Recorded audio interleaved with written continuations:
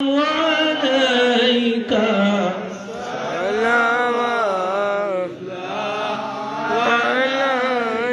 কে যাও রে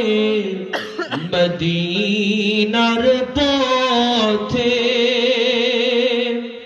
গোলামদের নিয়ে যাও সাথে নবীর রওজা দেখিতে দরুদ সালাম জানাতে ইয়া নবী সালাম আলাইকা ইয়া রাসূল সালাম আলাইকা ইয়া হাবিব সালাম আলাইকা সালাওয়াতুল্লাহ